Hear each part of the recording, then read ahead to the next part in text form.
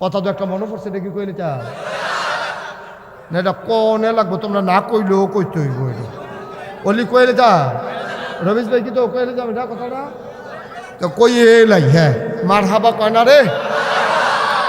ওই চিড়িয়াখানার এক বেডি গেছে বান্দর চাইতে, এমনি গেছে তো অন্যতম বেড়িয়া চাইব, বাঘ ভাল্লুক হরিণ যা আছে সবে তো চাইব।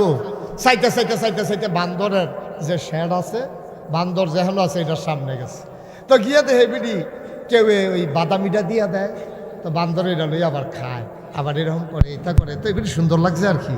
কেউ আবার বিড়িটা দিয়া দেয়, তো বান্দর আবার বিড়িও টান দেয়। তো এই দিক দেখে সেটা বেডির কাছে সুন্দর লাগছে, বেডি কয় আমি কিতা দিতাম, কিতা আছে চাইয়া দেখে আম আছে, এবিডি আম কিনছে, কি কিনছে, তো এবিডি একটা আম বান্দরটার ইডা দিয়া দিছে, পরে বান্দরটা করছে কি আমটা আত লইয়া মুহনা দিয়া ফিসে দিয়া নিয়ে ধরে রাখছে।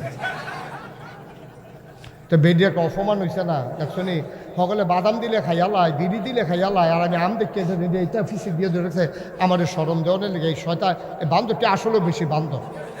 এই বেডিয়ে সেইটা বান্দরের যে দায়িত্ব আছে হেবাটাটা ডাক দিয়ে আনছে, আপনার এই বান্দরের দায়িত্ব কি আপনি আছেন? কহ আপনার বান্দরটি সাংঘাতিক বেয়াদব। কয় কিতা করছো? আমি আম দিছি খাইতো, এটা নিয়ে ফিসে দিয়ে ধরে রাখছে, এটা আমার জন্য কত বড় অপমান না? বাবা আপনি অপমান মনে করেন না, এখানে একটা ঘটনা আছে। কয় কি ঘটনা? কয় আর আগেও এক বেডিয়ে আম দিছি। কি দিছি? এর আগে এক বেডিয়ে এই বান্দররা আম দিছে, আম বেহতে এরা বান্দরে করছে কিতা, আস্তা আম ডুব গিল্লা লাইছে, না শুনলা না চাবাইয়া আস্তা আমার আমরা আসিল কাঁচা, এখন ডুবগিল্লা লাইছে, পরে আম ধরো জময় না, এখন এটা তো বারোয় না। এখন তো এই বান্দরে যে আম মুহ দিয়া লাইছে, 3 দিন ধরে প্রস্রাব পায়খানা বন্ধ। ওহন কিতা করো, বান্দরে তো পাগল হয়ে গেছে গা, এরপরে অপারেশন কইরা এই আম পিছনের রাস্তা দিয়ে বার করন লাগছে। ওহন থেকে যে যেটা দেয় এটা মুহ দেওয়ানোর আগে ফিসে দিয়ে নিয়ে চায় বার হইব নি।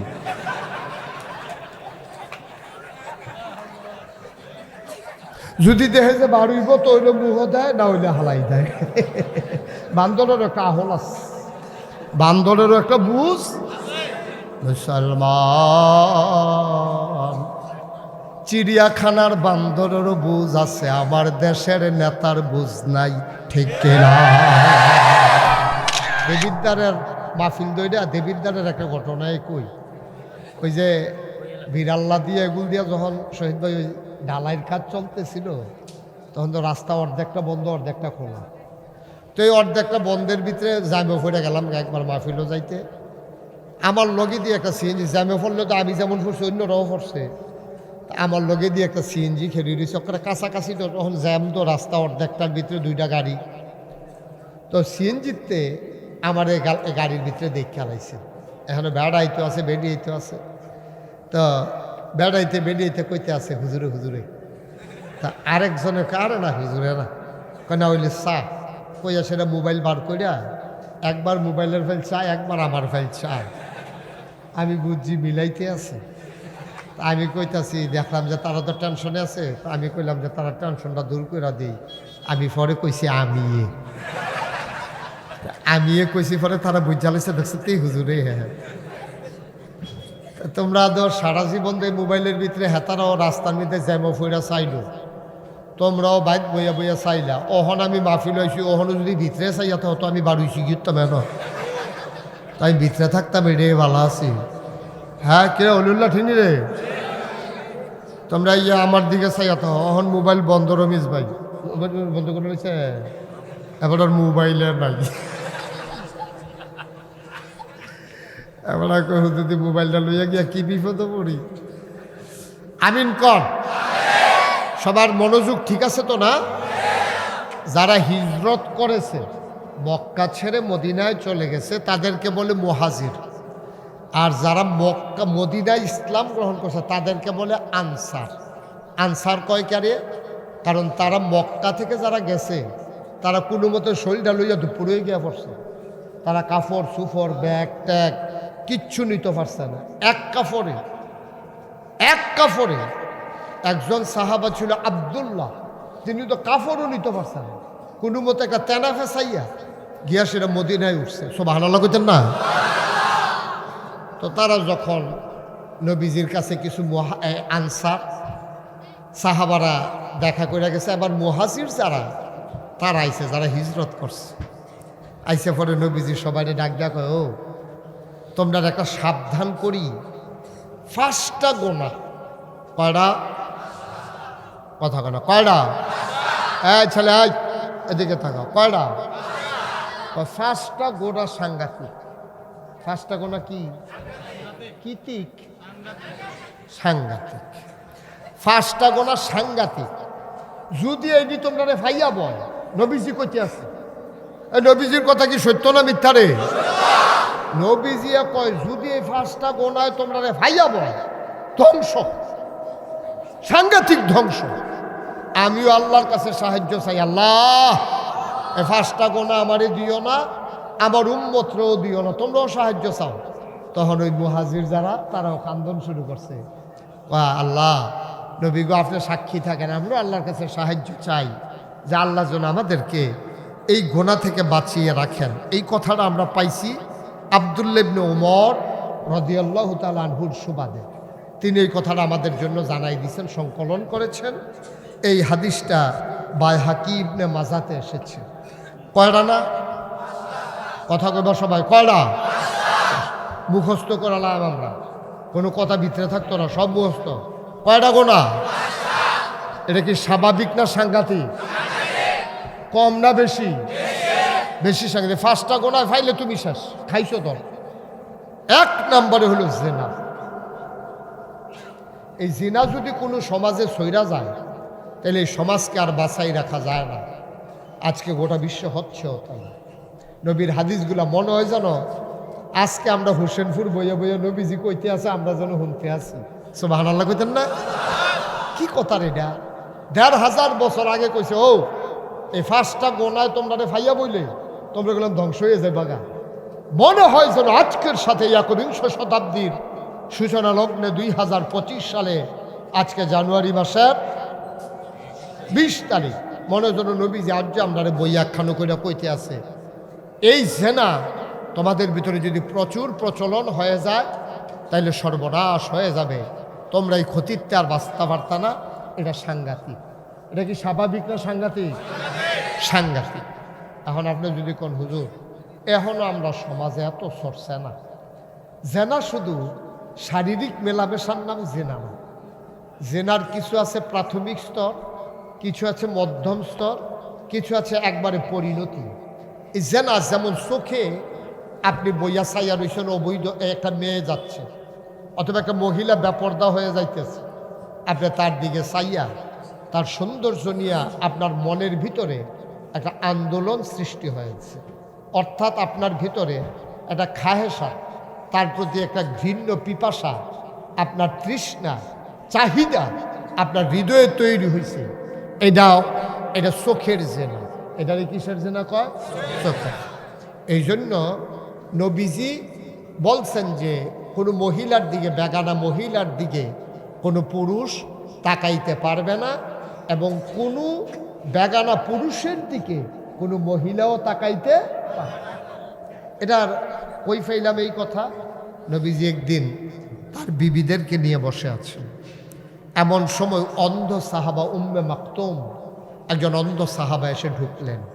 ঢোকার পরে নবীর বিবিরা, মাইকটা একটু কমাই দেয়, নবীর বিবিরা কেউ আর দৌড় দেন, সবাই বসে রয়েছে, একজন অন্ধ সাহাবা ঢুকছে। নবীজি বলে, এই তোমরা যে সবাই বসে রইলা, একজনও দৌড় দিলা না, এটা ভিন্ন পুরুষ না ঢুকলো? কই আর রাসূলুল্লাহ উনি চোখে দেখে না তো? আল্লাহর নবী বললেন, উনি চোখে দেখে না, তোমরা কি উনাকে দেখো না? সুবহানাল্লাহ বলবেন না? খালি বেড়াইতে মহিলা দেখলে গোনা হইব, মহিলায় কি বেড়াইতে দেখলে গোনা হইতো না? কথা কেন হইতো না? আপনি মহিলা বোরকা পরছেন, আম্মা আমার বোন, আপনি আমার আম্মা, আপনি বোরকা পরে এক মহিলা পুরুষ হাইটা যায়, আপনি তার দিকে চাইয়া রয়েছেন, আবার দরজার ফাঁক দিয়া বেড়ার সিফা দিয়া আপনি চাইয়া রয়েছেন যে হুজুরে যায়। তো হুজুরে আপনারা দেখেন, আপনি যেহেতু সিফাত আছেন, কিন্তু আপনি তো কায়দা করে খেয়েছেন হুজুরে চাওনের লেগিয়া, তাহলে হুজুরে আপনারা দেখলে যেই গোনা, আপনিও হুজুরকে দেখলে সেই গোনা। আগের দিনে মহিলারা জীবনও তারা একটা ফাইলা কিনতে গেলেও ওই সুইটটা নাতিরে ফাটাইতো 4-5টা ফাইলা আইনার সালে তারা চাইয়া কইতো 2 আমরা রাখছি, দাম কত জিগা, এরপরে তারা দাম দিত। জীবনে এইরকম হইছে না। কিন্তু এখন ওই যে কইছিলাম জিনা সমাজে কেমনভাবে ছড়াইছে, এখন যদি একজন ফেরিওয়ালা ফিতা, লিপস্টিক, বালা, কানের দোল, নাকের ফুল, ইমিটেশনের নানান কিছু লইয়া আইয়ে একবার যদি তে ডুহে, তার বাড়ি কখনো তারাও কেউ জানে না, তেও জানে না এই গ্রামের নাম কিতা, তে আইছে অনেক দূরের তে বাইক মাত্র তে ঢুকছে, এমন টাইমে একজন বেডিও যদি দেখালায় যে একটা ফেরিওয়ালা আইছে, এই বেডিয়ে সারাটা বাড়ি একটা লাড়া দিয়া বইয়া রয়েছে কীর্তি। ফেরিওয়ালা আইয়া পড়ছে, সুন্দর সুন্দর জিনিস আনছে না, সবাই মিল্লা বেড়ারে সাইডুকুল দিয়ে এমনি একটা গেরাও দিছে, তে এই বেড়াইতে বেডিতে সিফাত বইরা তে নাই, সাইডুকুল তার উফরে দিয়ে পারে আঞ্জা দিয়ে লাগছে তো, তে আর নাইয়ের ভিতরে পড়ে গেছে গা। এই টাইমে মসজিদের ইমাম সবাই তো লইলে বেডিয়েতে চিল্লান দেখো হুজুরাই এলো, ওই সেটা সকলে দৌড় দেয়, তইলে যেই বেড়াটারে তলে হালাই দিছে হেতে বেডি, আর হুজুর হইল এই এলাকা দিয়া বেড়া, আর বেড়াইত নাই এই এলাকা দিয়া। মুসলমান মন দিয়ে শুনো রে ভাই, মুসলমান আমার মায়েরা, আমার বোনেরা, পুরুষ লোকেরা দূরে দূরে গিয়ে আওয়াজ শুনতে পারে গো আম্মা, আপনি হোসেনপুরের মা, আপনি ইচ্ছে করলেই জাফরগঞ্জ গিয়ে ওয়াজ শুনতে পারেন না। সব জায়গায় মহিলাদের ওয়াজ শোনার ব্যবস্থাও থাকে না আম্মা। যেহেতু মুশতাক ফৈজি আমি এসেছি, আপনারা কান পেতে শুনেন, আপনারা আলাদা আলাদা বসেন, সব মহিলা একসাথে বৈশা জীবনে ওয়াজ শুনছে এমন কোনো প্রমাণ নাই। বেড়াইতে আপনারা বেড়াইতে যখন হুন্ডালাইছেন বিষয়টা এমন না, আমি তো দেখি, দেখলে কেউ কথা কইতে লইলে আমার সামনে আসেন দেখিয়া আমি আপনারা কইতাম পারি, কথা কইয়েন না। কিন্তু মহিলারা যখন একখানো বয়, তারা নানান আলাপ করে, তারা আর আপনার ওই একখানো বইয়া ওয়াজ মনে হয় না, একখানো হইলে তারা নানান আলাপ করে, ফুটফিটটা মুরগার ছাওড়ায় ডিম ফাড়েনি, তারপরে গিয়া তোমার আষ্টারে যে সিলে লইয়া গেছিল এটার কী অবস্থা, তারপরে জামাই তো তোমার বিদেশ থাকে, কয় ফোন দেয়নি, কই দিত না গেলে, কই ভিডিও না অডিও, এই আলাপ চলতে আছে আর কি 2 ঘন্টা লাগাইয়া, কি আর ওয়াজ ঠিক নি রে, ওয়াজ আর হোনা হয় না, বইয়া বইয়া অলিউল্লাহ এই আলাপ সালাপ কইরা কতক্ষণ ওয়াজ শেষ হয়েছে, তারপরে যার যেমন ফান টান খাইয়া বাজে গেইতেছে ওয়াজ শেষ। হয় আরেকজন ইশারা দিতেছে আগাইয়া বইতে কোন কই আগাইয়া বইতে হল, ও ফাঁক আছে কোনো কইলো আর কি, একটা কন লাগে, অন্যান্য মাহফিলও দেখছে কয়, এবারও কইছে আর কি, জায়গা থাকলে থাক, না থাকলে না। তারা এখন বেশিতে বেশি হলে আমার তুললে বইতে পারবো, আর জায়গা নাই হবে, এটা নিজে ঘন ঘন ইয়ে বই রইছে না, হলো ধুমবার উইজে গেতেছে, এবার রক বইতে গেলে আমার হাবা কন জোরে কন মার হাবা। আয়ো আজ সমাজটা ধ্বংস হয়ে গেছে। আমার ছেলেরা এই ধ্বংসের পিছনে অনেকগুলা কারণ আছে। অন্যতম কারণ হলো স্বামী বিদেশে থাকা, এটা হলো অন্যতম কারণ। কারণ আমার ছেলে দেশের ভিতরে 8ম জনসংখ্যায় বেশির দিক হলো বাংলাদেশ, 8ম বড়, 8 নম্বরে বাংলাদেশের জনসংখ্যা সবচেয়ে বেশি। কারণ আমাদের 56,000 বর্গ মাইলে প্রায় 18 কোটি মানুষ, প্রায় 18 কোটি মানুষ। আর কতটা দেশ পড়ে রয়েছে, ঘন্টার পর ঘন্টা গাড়ি চালাই যায়, দিনের পর দিন গাড়ি চালায়, একটা বাড়ি নাই, একটা ঘর নাই, একটা মানুষ নজরও পড়ে না।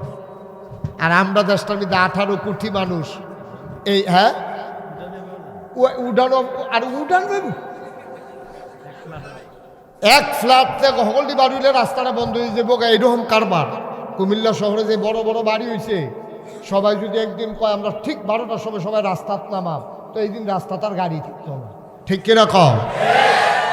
এই যে আমরা ফলাফান্ডি বিদেশ যাই কেড়ে, জায়গা কম, কামাই রোজগারের ব্যবস্থা কম। আরে বসে আপনি এতক্ষণ কয়ে আসতেন, যে আধা ঘন্টা কত হইল, জায়গা আছে 1 ঘন্টার মতো, এটা কইল একদম আমিন কর। জোরে কোনে আমিন। যেই কথাটা বলতেছিলাম, এই কথা মনে আসেনি? আমরা জায়গা কম, মানুষ বেশি, এই কারণে আমাদের দেশে এই ছেলেরা বিদেশ চলে যায় কামাই রোজগারের জন্য। এখন একটা গড় যদি 5টা ফুটতায় 5 জন বিদেশ, বউ 5টা গড়, গড় 5টা বউ, সকলে বিদেশ। স্বাভাবিকভাবে তখন এই বউয়েরা পর্দা ফুসিদার খেলাফ হয়।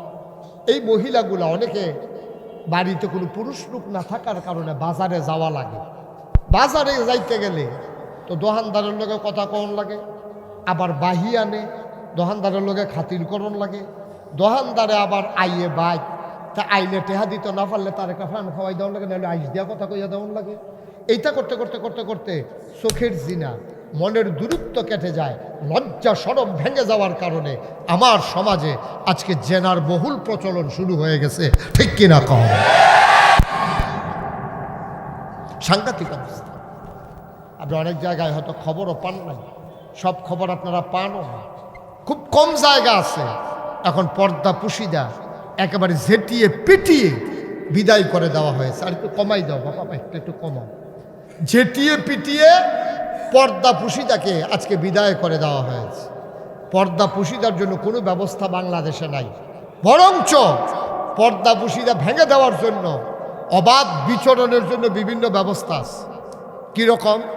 এই যে বাংলাদেশে বড় বড় কোম্পানিগুলো আছে, যেমন আপনি মনে করেন বেক্সিমকো, ওয়ালটন, তারপরে বসুন্ধরা গ্রুপ, তারপরে ম্যাগনা গ্রুপ, সিটি গ্রুপ, তারপরে RFL প্রাণ, এই কোম্পানিগুলো করে কি 31st নাইটে এবং 26শে মার্চ, তারপরে 16ই ডিসেম্বর, 1লা বৈশাখ, এবারে বিভিন্ন বিভিন্ন কারণে ওপেন এয়ার কনসার্ট করে ইউনিভার্সিটিতে, তারপরে আপনার কি বলে TSC চত্বরে, ঢাকাতে বিভিন্ন রমনার বটমূলে, বিভিন্ন জায়গায় তারা বাঙালি বৎসবরণ উৎসব, 31st নাইট, এক বছরকে বিদায় করে আরেক বছর বরণ করা, এরপরে গিয়ে আপনার কক্সবাজার সি বিচে, এই বিভিন্ন জায়গায় আপনার ওপেন এয়ার কনসার্ট করে। কারা?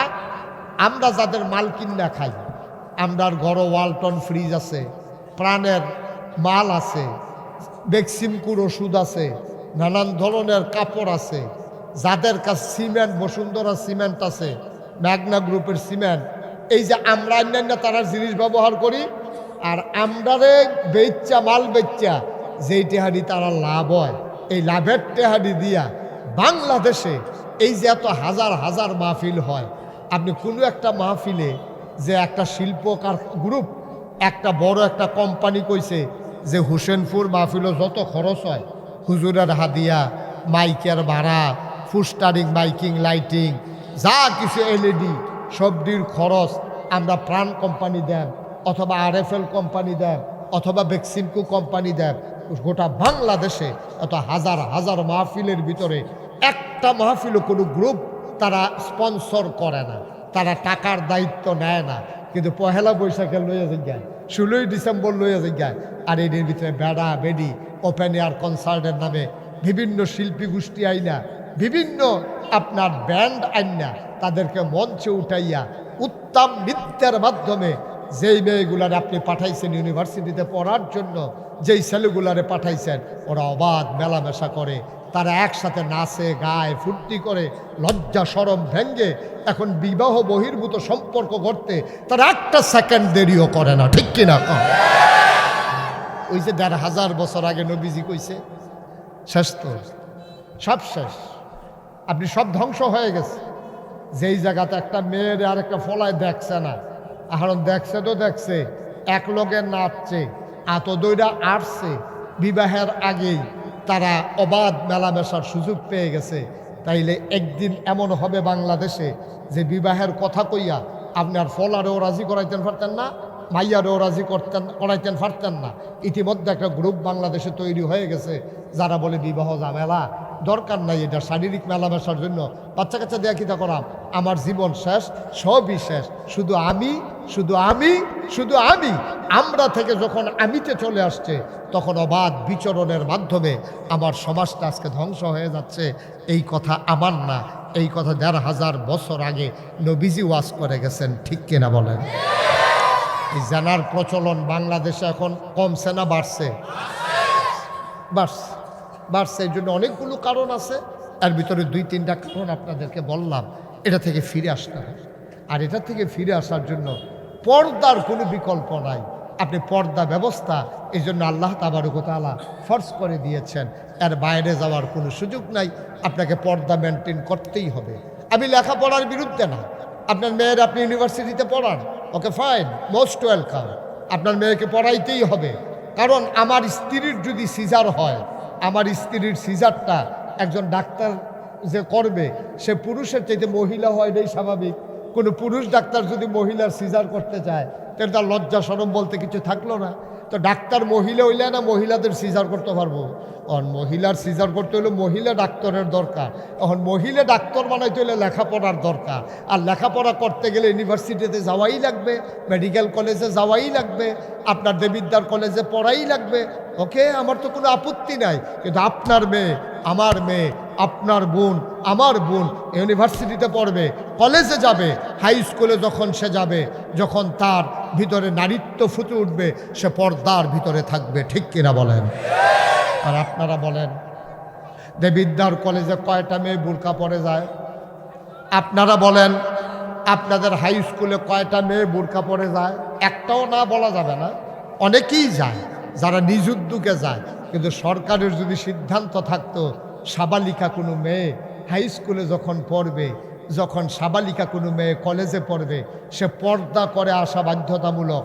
বাধ্যতামূলকভাবে যদি বেতন আদায় করা যায়, বাধ্যতামূলকভাবে শতকরা 92 জন লোক মুসলমানের দেশে আমার মেয়েদেরকে শারীরিক চর্চার নামে যদি ফুটবল খেলার জন্য মাঠে নামানো যায়, তাহলে মুসলমানের দেশে আইন করে পর্দাও করানো যায়। ঠিক কিনা বলো?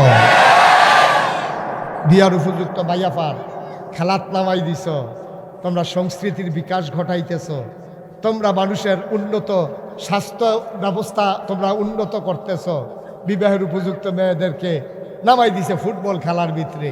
ফলাফাইনে খেলা চাইতে গেছে, কি আর খেলা, বল কখনোতে চাইয়া রইছে, কখনো বল গেছে কেন বাইরেতে, তখনও মাউড হয়ে চাইয়া রইছে।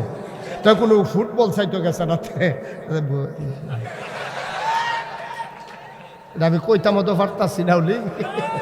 ঠিক নেই, ঠিক নেই, আরে ঠিক নেই ভাইও। কি গজবে আমরারে দর্শ, আমরা মুসলমানের সন্তান, আমরা মুসলমানের ফুতাই, আমরারে মানুষে মুসলমান কয়। আহা আহ, টুপি থাকলে বুঝি মুসলমান, দাড়ি থাকলে যদি মুসলমান, তুমি 5 ওয়াক্ত নামাজ পড়ো দেখতে তুমি মুসলমান। নামাজ তো একটা ফরজ, এইরকম ফরজ কতগুলো আছে তোমার জীবনে। হুকুমের আয়াত আছে কোরআনে 500, যেটারে বলা হয় আহকামুল কোরআন। তুমি কয়টা মানছ? তুমি এগুল দিয়া নামাজ পড়ো, হেগুল দিয়া সুদ খাও, এগুল দিয়া রোজা রাখো, হেগুল দিয়া ঘুষ খাও, তুমি হেগুল দিয়া মানুষের দান সদকা করো, এদিক দিয়া জাকাত দাও না। তুমি কোনটা ফরজ, কোনটা ওয়াজিব, কোনটা সুন্নত, কোনটা তুমি ওজনে বুঝছো না, তুমি ওজনে বুঝো নাই। জন্য গতকালকে আমার মাহফিল ছিল কালাকচুয়া, ওইখানে আমি বলছিলাম যে আমার দেশের মানুষগুলা যে দূরা পারে না, এর দূর দইরা বইয়া থাকে। আমরা দেশে দেখবেন নির্বাচন আইলে বাইরে দেখবেন কত আগাইয়া কথা কয়, কারে ভোট দিচ্ছেন নিয়ে আমার দেখেন না, আবার কারে নিয়ে এমপি বানান, কারে নিয়ে মন্ত্রী বানান, আমার মতো মানুষরা দেখেন না। যদি আমারে আল্লাহ আল্লাহ করে মন্ত্রী বানাইতেন পারতেন, এমপি বানাইতেন পারতেন, দেখলেন ওই ঘরের ফইটা বেড়াইয়া ফিজ দিয়া কালা করা লাগে। আরে বাবুরে, কেউ কয় গাড়া পর্যন্ত করব, কেউ কয় বেগনাবাদ পর্যন্ত, বেগমাবাদ পর্যন্ত করব, কেউ কয় এই যে এগুলদা শাহ আলমরা বাড়ির গাড়া দিয়ে এগুলদা পশ্চিমবঙ্গ যে রাস্তাটা গেছে ওখানে যেটা তারা অলিউল্লারা বাড়ির সামনে দিয়া এমনি না হইলে কইরা দিব, এমনি না কয়। আর এবার দিকে অকরে ঘরের ফইটা বেড়াই বলে ফাঁকা করে লাগবো ফলা মানে এই কথা হইল না। বুড়া বেড়ায় কয় জীবনে তো অনেকে আমরা ভিতরে দাঁড়াইতে আইছে, কিন্তু এত আজ্ঞাইয়া তো কেউ পয়সা না খিচালা। এবারে যখন বেশি আজ্ঞাই না খিচালা, এবারে দিছে বুট করছে ফার্স্ট, গেছে গা 6 মাস। 6 মাস পরে এবার আর বাইক গেছে বুড়া বেড়া নাতিরে লইয়া, এমপি সাহেব আপনার না কইসলেন আমরা ঘরের দরজাত কিতা বিলে ঢালবেন, কবে নির্বাচনের আগে রাইতার 2:30টার সময় ঘুমেরতে তুললেন, আপনি কইলেন আমরা ঘরের দরজার দ্বারে কিতা ডাইলা কালা করে লাইবেন বেদত নিয়ে। আমরা নির্বাচনের আগের কথা লই নি হন আর্থ আছে। আমরা বুট ফাউনের লিগে কত কথা কই, সব রেডি শুনেন ঘিরতেন আপনি, নাউজুবিল্লাহ কইতেন না। আহারে মুসলমান, এই জন্যই আমরা দেখলাম 17 বছর আমরা দেখলাম টেলিভিশন খুললেই শুধু উন্নয়ন, শুধু উন্নয়ন, শুধু উন্নয়ন, কোনো ধ্বংস দেখলাম না, খালি উন্নয়ন দেখলাম। উন্নয়ন দেখতে দেখতে এমন উন্নয়ন হইছে, এখন যখন 17 বছর ভার হইছে, ওহন দেখি যে সব উন্নয়ন বার হইতেছে। শুধু পায়রা তাপ বিদ্যুৎ কেন্দ্র থেকে প্রধানমন্ত্রীর পরিবার 56,000 কোটি টাকা চুরি করেছে, ঠিক কিনা বলো? একটা প্রকল্প থেকে যেই পরিমাণের টাকা এই বাংলাদেশ থেকে পাচার হইছে, এই পরিমাণ টাকা যদি বাংলাদেশে ব্যবহার করা হইতো তাহলে আপনার ফিস রাস্তা না, এটারে যদি যে আমি এটারে সোনা দিয়ে রুফা দিয়ে মোড়াই দেয় এমনি আগাইলেন গেল, যেই টাকা বাংলাদেশ থেকে পাচার হইছে লক্ষ লক্ষ হাজার কোটি টাকা। আমার কথা এই জায়গাত না, আমার কথা হইল তুমি যেটা ফারতা না এটা তুমি এত আগাইয়া কোন ফিরতা, তুমি জানো এটা আমি ফারতাম না, তো এত কথা কোনের দরকারটা কি? তা বড়বড়াইয়া মুহিদে আইলে কইলে সারবো, প্রতিটা কথার জন্য আল্লাহর কাছে জবাব দিতে হবে নাকি হবে না? তুমি ফারতা না যেটা, এটা তো কোয়ার দরকার নাই আব্বা। তুমি যে দূর ফারবা দূরে কও না, তুমি খাওয়াইবা আমার নিরামিষ দিয়া, তুমি কইতাছো আমার 60 জাতের গুস্ত দিয়া খাওয়াইবা, এই মিশা কথা কোয়াটা তোমার দরকারটা কিটা? আমি নিরামিষ শূন্য রাজি হইলে তোমার বেদ্যর গুস্ত খাইতাম, আমি যাইতাম না। তুমিও দোষী না, আমিও মুক্ত, শেষ কথা। তো একটা মনে পড়ছে দেখি কইলে তা না, এটা কনে লাগবো, তোমরা না কইলেও কইতে হইব। ওলি কইলে তা রমেশ ভাই কি তো কইলে যাবে না কথাটা, তো কই লাই হ্যাঁ মার হাবা কয় না রে।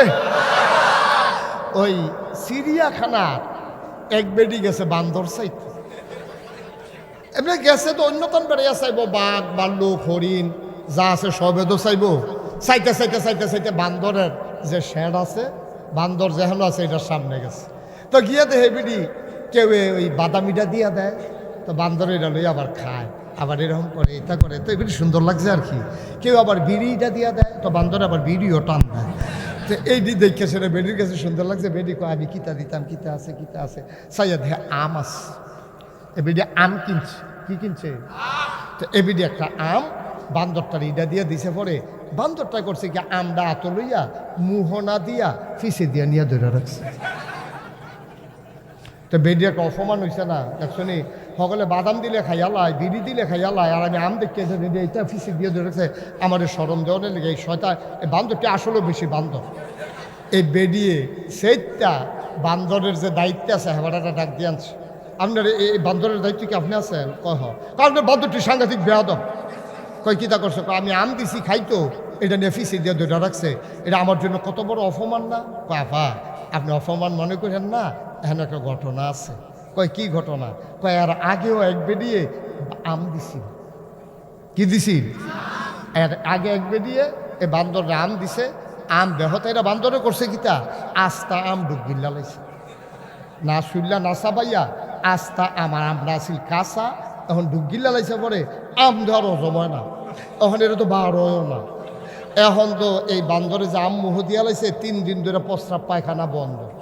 ওহন কিতা করো, বান্দরে তো ফাগল হয়ে গেছে গা, এরপরে অপারেশন কইরা এই আম পিছনের রাস্তা দিয়ে বার করন লাগছে।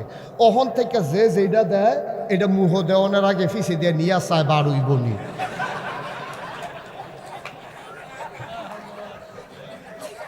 যদি দেখে যে বার হইব তো হইলে মুহ দেয়, না হইলে হালাই দেয়।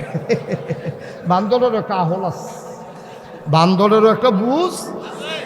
মুসলমান চিড়িয়াখানার বান্দরেরও বুঝ আছে, আমার দেশের নেতার বুঝ নাই, ঠিক কিনা?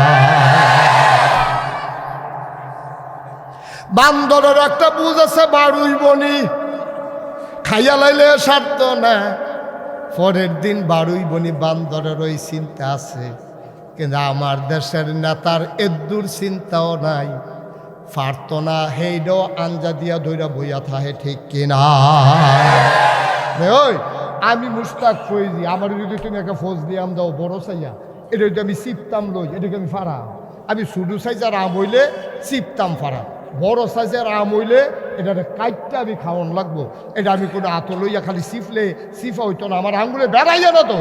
তাহলে যেটা তোমার বেড়াইয়া না, এটা দুইটা বইয়া তাও কি হত্যা বান্দরে বুঝলো যেটা বাড়ুই বনি চায়, আর তুমি বেহতে না মানুষের মতো মুহে দিয়ে যেটা ইয়ে বড়বড়াইয়া কইতে থাহ, পারবা কি পারবা না সেই খবর নাই। এটার নাম হইল বাংলাদেশ, ঠিক কিনা কম। আর আমরা হইলাম এই বেহতেরা মানুষ, আমরা হইলাম এই বেহতেরা নাগরিক, যে যেটা কয় এটাই বিশ্বাস করে। তো পারবো কি পারবো না এটার চিন্তা করে না, আর না কইলে যে তারা তারা পড়ছে বিপদ, ঠিক কিনা কম। সাবধান, খুব সাবধান, সামনের দিকে আমাদেরকে খেয়াল রাখতে হবে। মানুষ বারবার এক ভুল করে না, বারবার ভুল করা যাবে না।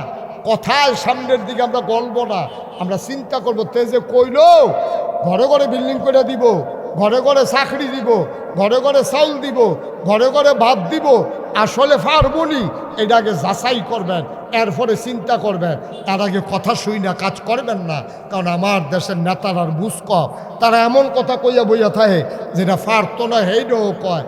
ওই যে বান্দরের বুঝ আছে, আমার নেতার বুঝ নাই, ঠিক কিনা কও। কষ্ট হইতেছে আপনাদের? তাইলে 1 নম্বরে নবীজি বলছেন জেনা, এটা যদি ব্যাপক হারে ছড়াই যায় তাহলে সমাজ শেষ, আজকে হচ্ছেও তাই। 2 নম্বরে মাপে এবং ওজনে কম দেওয়া।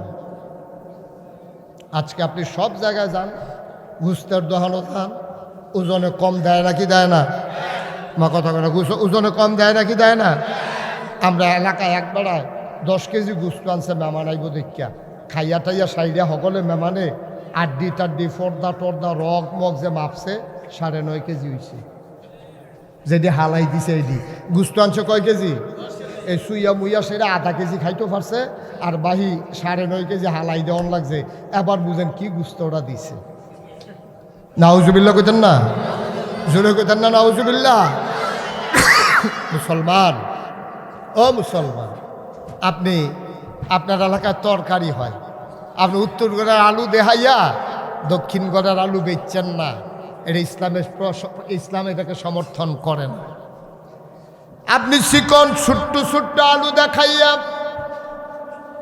সুন্দর সুন্দর আলুগুলা দেখাইয়া, আপনি যে আলুগুলাতে পোকায় ধরেছে, খাবারের উপযুক্ত না, আপনি সবগুলো আলু একসাথে মিশাই দিলেন, আপনি প্রতারণা করলেন, আপনি মানুষকে ধোঁকা দিলেন। কোনো মুমিন মানুষ কাউকে ধোঁকা দিতে পারে না, না কথায়, না কাজে, না ব্যবহারে, না আচরণে। ভাই, আল্লাহর নবীর এক সাহাবা আরেক সাহাবারে বলছে, ভাই আপনি একটু দাঁড়ান, আমি বাড়ি থেকে আসতেছি, 2 ভাই মিলে একসাথে এক জায়গায় যাব। যিনি দাঁড় করাই দিয়া গেছে ওনার আর মনে নাই, উনি বাড়িতে গেছে, বাড়িতে গিয়ে আর মনে নাই, তিনি ভুলে গেছে একজন যে মসজিদের সামনে দাঁড় করাই গেছে, এটা আর ওনার মনেই নাই, উনি তো ভুলে গেছে। পরের দিন সকালবেলা উনি আইসা দেখে মানুষটা এখানে এখনো দাঁড়িয়ে আছে। দেখা মনে পড়ছে, কয় ভাই আপনি এখানে দাঁড়াই রয়েছেন কেন? কয় ভাই আপনারা বলছিলেন এখানে দাঁড়ানোর জন্য আপনি আসতেছেন, আপনি আসেন নাই, এই জন্য আমি যাইতেও পারি না। আয় ছেলে, আয় আয় ছেলে, বসো। উঠছো কেন তুমি? খুব সাবধান, খেয়াল করে শুনেন। চিন্তা করছেন নি? চিন্তা করছেন ইসলাম জিনিসটা কি? ইসলাম জিনিসটা কি? আপনি কখনোই কাউকে প্রতারিত করতে পারেন না, আপনি ধোঁকা দিতে পারেন না। আপনি ধোঁকা যেটাতে দেওয়া লাগবে আপনি এই কথাটা বলবেন না, দয়া করে। আপনি যেটা পারবেন না এটা বলেন কেন? আপনি কেন বলছেন যে ভাই চিন্তা করো, তুমি ঘরের কাম শুরু করো, আমি তোমার দিকে খেয়াল রাখা? তো কি খেয়াল রাখবে? তো এবারে প্রত্যেক দিন আইতে যাইতে এবারে জগর তুলে চায়, আর হেবারায় মনে করছে ঘরের কাম ধরলে কিছু টেহা দিব, হেই আসে তো এবারে বইয়া রয়েছে গিয়া কয় ভাই আপনারা কইছেন ঘরের কাম ধরলে আপনি কিছু খেয়াল করবেন, ঘরের কাম তো বাসা লাগবেইতেছে, আপনি যে কোনো খেয়াল টেয়াল করলেন না, আমি তো বিপদে পড়ে গেছি গা। কই কি খেয়াল করছি না? ডেইলি 2 বার খেয়াল করি, যাইতেও চাই আইতেও চাই। এই খেয়াল মারি যে এই খেয়াল না, এবারে তো মনে করছি কিছু টেহা টুয়া দিবে। আপনি প্রতারিত করেছেন, আপনি ধোঁকা দিয়েছেন। আপনি মানুষটাকে তাকে আপনি এই মিথ্যা আশ্বাস দিয়েছেন।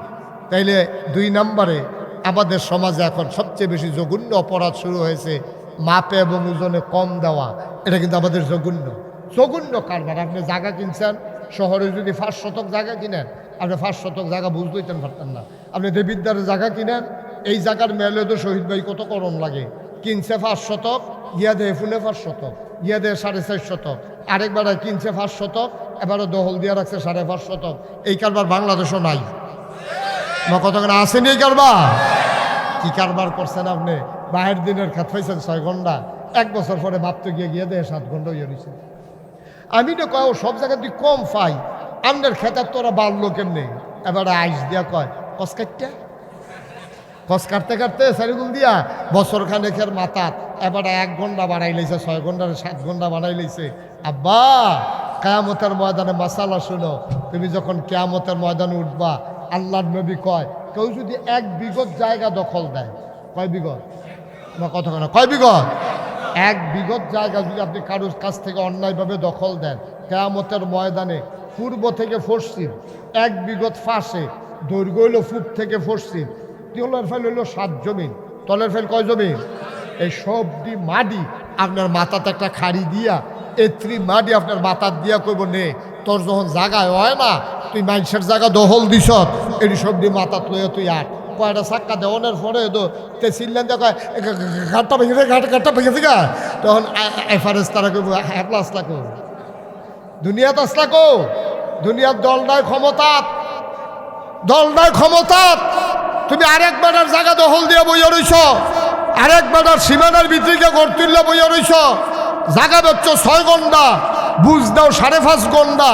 এই বাংলাদেশে এই প্রতারণা আজকে বহুল পরিমাণে বেড়ে যাওয়ার কারণে আল্লাহর নবী কয় ধ্বংস ধ্বংস ধ্বংস, ঠিক কিনা কয়?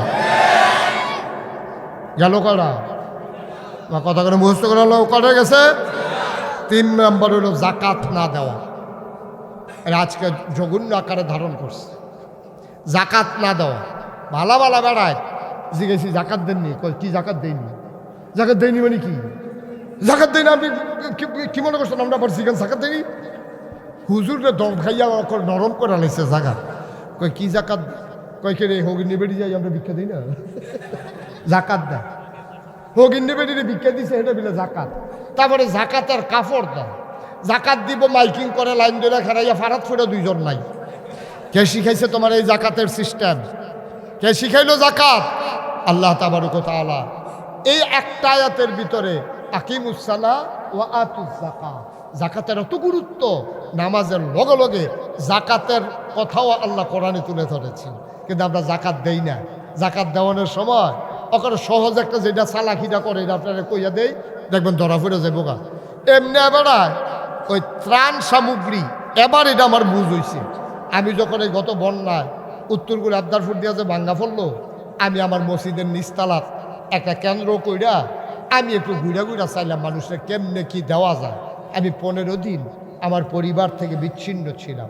আমি 15টা দিন আমার মসজিদের নিচতলায় থাইক্যা আমি মানুষের ঘর চিরা মুড়ি চাউল ডাল স্যালাইন তারপরে বিভিন্ন জিনিসপত্র যে দূর ফারছি আমি চেষ্টা করছি দেওয়ার জন্য। তো দিতাম গেছি পরে আমি গিয়েছি গেলাম আপনারা কয় ঘর, এখন ঘরে তো দেওয়ান লাগবো। তো আমি গিয়েছি গেছি কয় ঘর, কয় 7 ঘর। কয় ঘর? কি তারা হলো 7 ঘর হইলো কবে? আমি দিতে আর পাইলাম না। আমি আপনার 7 ঘর কেমনে হুজুর শুনছেন না? আমি না ফাস্ট ফুড জুতা তো ফাস্ট ফুড জুতো হইলে 5 ঘর, আপনার জামাই বউ 1 ঘর, তো 6 ঘরে নয় 7 ঘর কেমনে? আমি আর আমার বউ জুতো আমি আপনি কি বউয়ের লোক আলগা খান? কাজ 3 বছর ধরে না 3 বছর ধরে বিলে এবারের বউয়ের লোকে আলগা খান।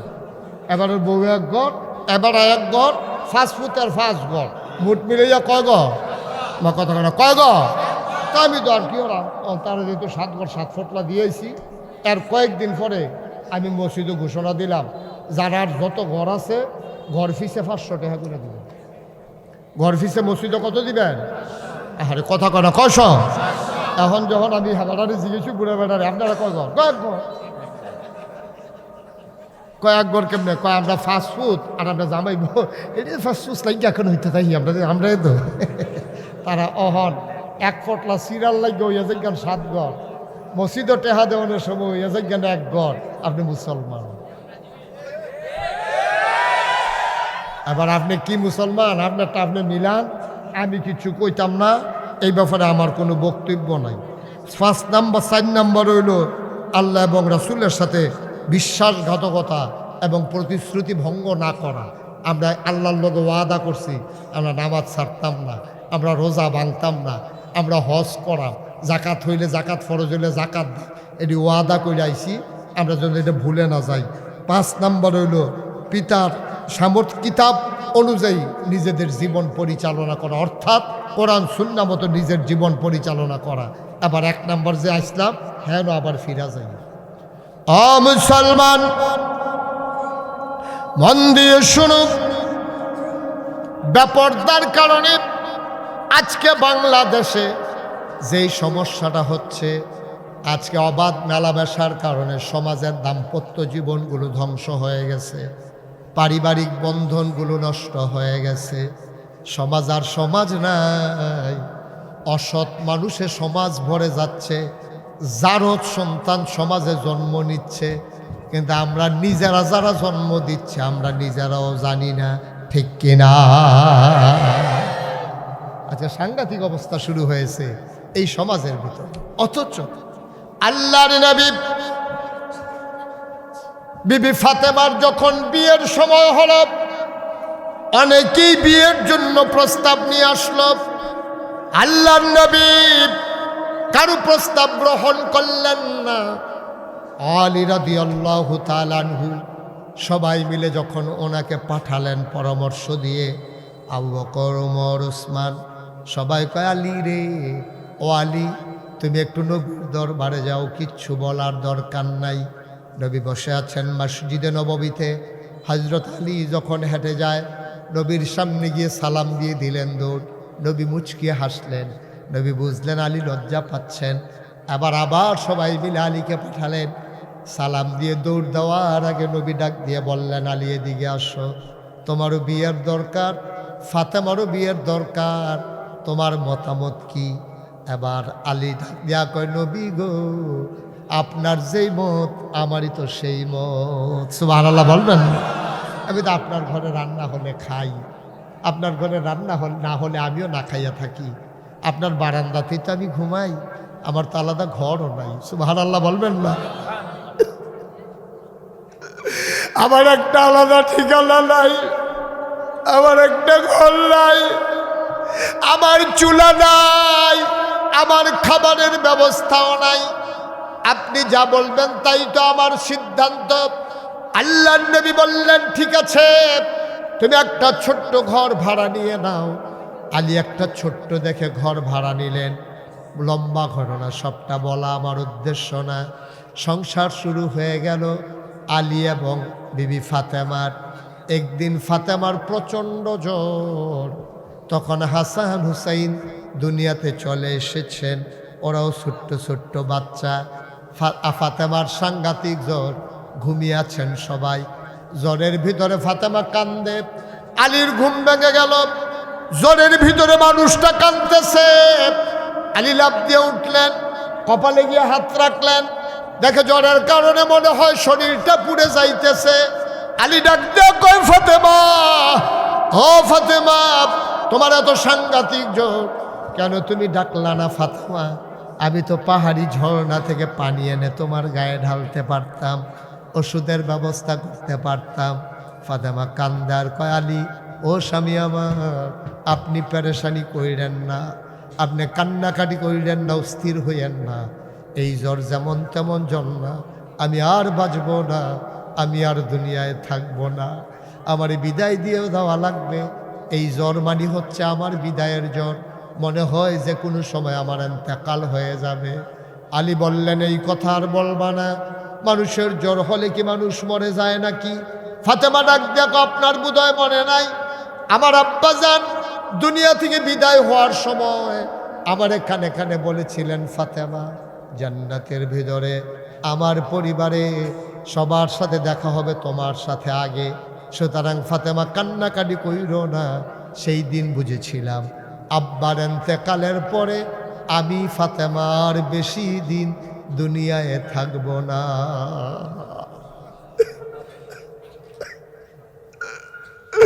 আমি সেই দিন বুঝেছিলাম যে কোনোদিন আমার চলে যাওয়া লাগবে। আমার আব্বা বলেছেন সবার আগে থেকে আমার সাথে দেখা হবে। অলিভ আমি বোধহয় চলে যাব, যাওয়ার আগে আপনার একটা স্বীকৃতি লাগবে, আমার একটা সার্টিফিকেট লাগবে। কয় ফাতেমা কি জানতে চাও বলো? আব্বা বলেছেন যেই স্বামী তার স্ত্রীকে ভালো বলে এই স্ত্রীটা নাকি আসলেও ভালো। আপনি একটু দয়া করে বলে দেন আমি স্ত্রী হিসেবে কেমন মানুষ। এবার আলী হাতে ধরলেন, চোখের পানি ছেড়ে দিয়ে কাঁদতে শুরু করলেন। আলী ডাক দেয়া কয় ফাতেমা, ফাতেমা গো, জীবনে জীবনে আমি অনেক মহিলা দেখেছি, অনেক সংসার দেখেছি, সাহাবাদের সংসার আমার জানা। ও ফাতেমা মনে রেখো আমার ঘরটাতে হয়তো সুখ ছিল না, কিন্তু তোমার মতো স্ত্রী পাওয়া সত্যি ভাগ্যের ব্যাপার। কত মানুষ তোমারে বিয়ে করার জন্য নবীর কাছে প্রস্তাব দিছে, কিন্তু নবীজি রাজি হয় নাই। আমারে পছন্দ করছে, আমার ভরসা কপাল, নবীর আদরের কন্যা আমার স্ত্রী, তোমার মতো স্ত্রী আর হয় না। ফাতেমা কেঁদে দিলেন, বললেন এই সার্টিফিকেটটা আমার বড় দরকার ছিল। আলী আবার ডাক দেয়া কয় ফাতেমা গো, আমার থেকে কথা আদায় করে নিলা, তোমার কথাটাও আমার জানা দরকার। আমি পুরুষ হিসাবে কেমন এইটাও একটু বলে দাও দেখি। আমি স্বামী হিসাবে কেমন কোনদিন তোমারে জিজ্ঞেস করি নাই। অচরবাকরের মানুষ, হুসেনপুরের মানুষ, কালিকাপুরের মানুষ, ভাগমাবাদের মানুষ, মন দিয়ে শুনো রে ভাই। এবার ফাতেমাকে আলী জিজ্ঞেস করলেন, ও ফাতেমা আমি স্বামী হিসেবে কেমন? আলী এবার ফাতেমা হাতে ধরে কয় আলী, ও আলী, কোনোদিন একটা নাকের ফুল, কানের দুল, গলার মালা, হাতের মালা, বেনারসি কাথান, আপনি আমার জন্য মজার খাবার হয়তো কোনো কিছুর ব্যবস্থা করতে পারেন নাই, কিন্তু আমার ঘরটার ভিতরে কোনোদিন সুখের অভাব হয় না।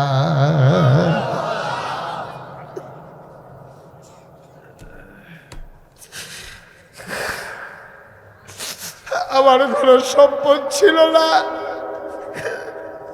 কোনোদিন সুখের অভাব ছিল না গো স্বামী। আমি আপনার প্রতি আমার কোনো অভিযোগ নাই, আপনি স্বামী হিসেবে আমার সেরা স্বামী। এবার ফাতেমা ডাক দেয়া কয় আলী, ও আলী স্বামী আমার, আপনার কাছে আমার একটা ওসিয়ত আছে, একটা আবদার আছে। আমি যদি রাতের ভিতরে মরে যাই তাইলে আপনি একটা কাজ কইরেন, অন্ধকার থাকতে থাকতে হাসান হুসাইন রে নিয়া আপনার ইমামতিতে বন্ধু বান্ধব কয়েকজন ডেকে রাতের অন্ধকারে জানাজা দিয়ে আমারে কবর দিয়া দিয়েন। যদি আজকে রাত্রে মারা যাই, ফজরের আগে যদি মারা যায়, আপনি রাতের ভিতরে কবর দিয়া দিয়েন।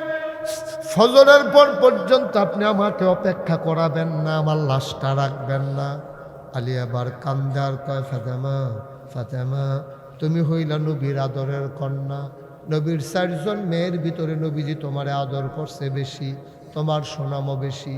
আয়েশাও কইছে, নবীর স্ত্রী আয়েশা তোমার আম্মা, উনি বলেছেন ফাতেমারে দেখলে মনে হইতো ফাতেমা হাঁটে না, মনে হইতো যেন নবীজি হেঁটে যায়। ওনার কথা, ওনার আচরণ, ওনার খাওয়া দাওয়া, ওনার হাসি, ওনার চালচলন নবীর সাথে হুবহু মিল ছিল। চেহারাও ছিল নবীর চেহারার সাথে অনেকটা মিল। মুফাসসিরিনে কেরাম, মুহাদ্দিসিনে কেরাম কয় এটার কারণও আছে। কারণ হইল 3 মেয়ে, খাদিজা রাদিয়াল্লাহু তাআলা আনহার ঘরে 4টা মেয়ে, জয়নব, রুকেয়া, উম্মে কুলসুম, ফাতেমা। এই 4 মাইয়ার ভিতরে 3 মাইয়া বড় হয়ে গেছে গা খাদিজা আম্মা, আমাদের আম্মা খাদিজা থাকতে থাকতে। কিন্তু যেই দিন খাদিজা আম্মাজান খাদিজা ইন্তেকাল করে, তখন ফাতেমা ছিল ছোট মানুষ। ফাতেমা তখনও বুঝে না মা কারে পায়। তখন যে মা যে ইন্তেকাল করছে, ফাতেমা মার গালো ধরে ধরে কান্দে, আম্মা, আম্মা, আম্মা, তুমি যে কথা কও না আম্মা, তারপরে কে গোসল করাবে, কে আমার চুলের ভিতরে সিঁথি কেটে লাল ফিতা বেঁধে দেবে, কে আমারে ঘুম পাড়াবে, কে আমারে লোকমা দিয়া খাওয়াবে। নবীজির কলিজাটা এমনি ফাইটা গেছে। আর এরপরে ফাতেমার এই কথাগুলো শুই না নবীজি একেবারে অস্থির হয়ে গেলেন, টান দিয়া বুকের সাথে মিশাইয়া ধরে কয়, ফাতেমা, ও ফাতেমা, আম্মু নাই কি হয়েছে? আমি আছি না, আমি ঘুম পাড়াবো, আমি গোসল করাই দেব, আমি তোমার চুল আশ্রে দেব, লাল ফিতা বেঁধে দেবো। সুবহানাল্লাহ বলবেন না? দুজাহানের বাদশাহ নবী, আপনি কল্পনা করতে পারেন?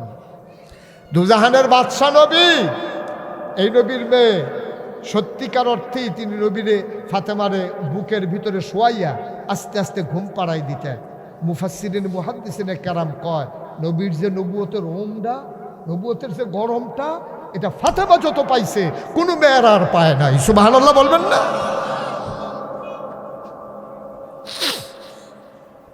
কোনো মেয়েরা নবীর এত সংস্পর্শ পায় নাই, এত আদর পায় নাই, এত মায়া পায় নাই। ফাতেমা যেই মায়াটা পাইছে, এই জন্য নবীজি ফাতেমারে আদর করতেন বেশি। ফাতেমা আব্বা ছাড়া কিছু বুঝতো না। নবী যখন যুদ্ধে যেতেন, কোথাও সফরে যেতেন, সবার কাছে বলা শেষ কইরা তারপরে ফাতেমার কাছে সবার শেষে বলতেন। আবার যখন বাইরে থেকে আসতেন, সবার আগে ফাতেমার কাছে আসতেন, ব্যাগটা খুলে দিতেন, ফাতেমা তোমার যেটা পছন্দ হয় এটা আগে নেবা, তারপরে আমি অন্য বাচ্চাদেরকে দেব। ফাতেমা এমনই লক্ষ্মী মেয়ে, ধরতেন না, বলতেন আব্বা আপনি সব আগে অন্যদেরকে দেবেন, থাকলে আমি নেব, নাইলে আমার লাগবে না।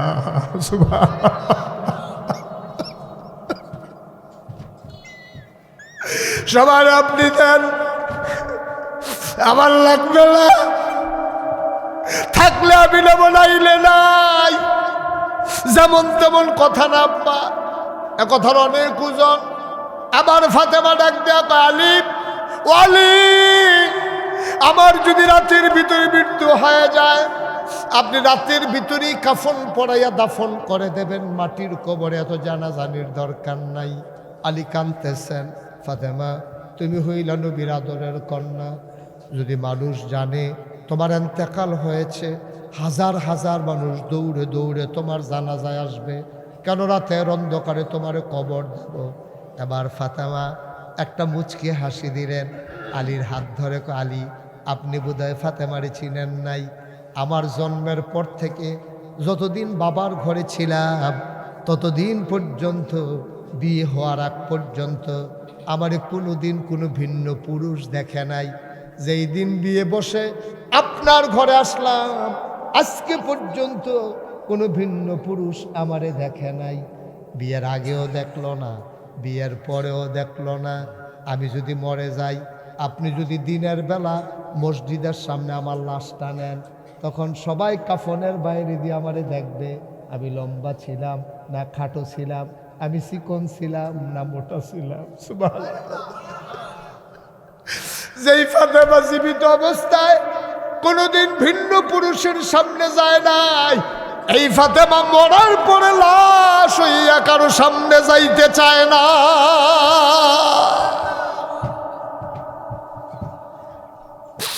ও হুসেনপুরের মায়েরা, ও আমার আদরের বোনেরা, মুশতাক ফয়েজি যদি কোনোদিন আর না আসে, কোনোদিন যদি তোমারে না ডাকে, মনে রাখবা আমি এসেছিলাম, মনে রাখবা কথা কয়টা বলে গেলাম, কথাগুলা মনে রাখো। বাবা তোমারও দায়িত্ব আছে, আমারও দায়িত্ব আছে। তুমি স্বামী, স্ত্রীর উপরে দায়িত্ব তোমার, তুমি বাবা, মেয়ের উপরে দায়িত্ব তোমার, তুমি ভাই, বোনের উপরে দায়িত্ব তোমার। তোমার বোন, তুমি মুসলমান, তোমার বোন বেপর্দা হতে পারে না। তুমি বাবা, তোমার মেয়ে বেপর্দা হতে পারে না। তুমি স্বামী, তোমার স্ত্রী বেপর্দা হতে পারে না। সুতরাং আজকে আমরা চলেন সবাই মিলে সিদ্ধান্ত নেই, এই গ্রাম আমার, এই দেশ আমার, এই সমাজ আমার, আমার সমাজ আমাকেই সুন্দর করা লাগবে। আসমান থেকে ফেরেশতা এসে সুন্দর করে দেবে না। আজকে সিদ্ধান্ত নেই, ফাতেমা মৃত্যুর পরেও লাশ হইয়া যেমন মানুষের সামনে লাশটাও দিতে চায় না, আমার এই হোসেনপুরের মায়েরা আজকে থেকে সিদ্ধান্ত নেক আমার মায়েরা যেন পর্দা হয়ে বাজারে যাওয়া না লাগে। মেয়েরা স্কুলে যাবে পর্দা করে, ইউনিভার্সিটিতে পড়বে পর্দায় করে, বাজারে যাওয়া লাগলে, দোকানে যাওয়া লাগলে, ডাক্তার দেখানো লাগলে যাবে বুরকা পরে। ঠিক কিনা? পারবো না আমরা ইনশাআল্লাহ? আজকে 34 বছর মোশতাক ফৈজি মাহফিল করি। এই মাঠটাতে আমি আরো আগে এসেছি। আমি বারবার কর্তৃপক্ষকে বলেছিলাম এই মাঠেই যদি আয়োজন করেন আমাকে নিয়েন না, কারণ আপনারা এর আগে যখন আসছি, অনেক বছর আগে 2008-এ বোধহয় আমি আসছিলাম, তখনই আমি আসার পরে লোক জায়গা হয় না। এখন তো মোটামুটি আমাকে একটু কিছু মানুষ চিনে, তো সবাই আসবে। এই যে লোকগুলাকে আমি বসতে দিতে পারলাম না, আমি সত্যি লজ্জা পাচ্ছি। আপনারা মনে করেন আমার খুব আনন্দ, আমার কথা শুনে আপনারা আসছেন, দিনের কথাগুলো শোনার জন্য, বসতে পারলেন না। তবে একটুকু আমি বুঝেছি, আমার মন সাক্ষী দিয়েছে আজকে আপনারা বসতে পারেন আর না পারেন। মাগরিবের পরে আপনারা যেভাবে আজকের মাহফিলকে লোকে লোকারণ্য করে দিয়েছেন, আজকে আমার মন সাক্ষী দিয়েছে আল্লাহ আপনাদের এই মাহফিল কবুল করে নিয়েছেন। এই কবুল হওয়া মাহফিলটাতে আমি আপনাদেরকে 1 মিনিট একটু দোয়া করব। দরকার আছে নাকি নাই? কথা বলা দরকার আছে নাকি নাই? একটা লুকো দয়া করে উঠবেন না, সবাই মিলে আমরা দোয়া করে তারপরে আশার নামাজ হবে। তারপরে আমার আদরের কারি আব্দুল কাইয়ুম নিয়াজি, বাংলাদেশের আলোড়ন সৃষ্টিকারী বক্তা, অত্যন্ত সুমধুর কণ্ঠস্বর এবং মানুষকে আপনার শুনে খুশি হবেন তার ওয়াজ। একটা লুকো ছেলে, এই 2টা বাচ্চা যে উঠলো, আপনার কেউ কিছু বললেন না? হ্যাঁ, সমস্যা তো এই রে, বাংলাদেশের সমস্যাটা তো আমরা ধরতাম পারি না। চিকিৎসা করাম কেমনি? আমরা তখন রোগে থিতাইতে রুগী গেছে গা মইরে, চিকিৎসা হইব কেমনে?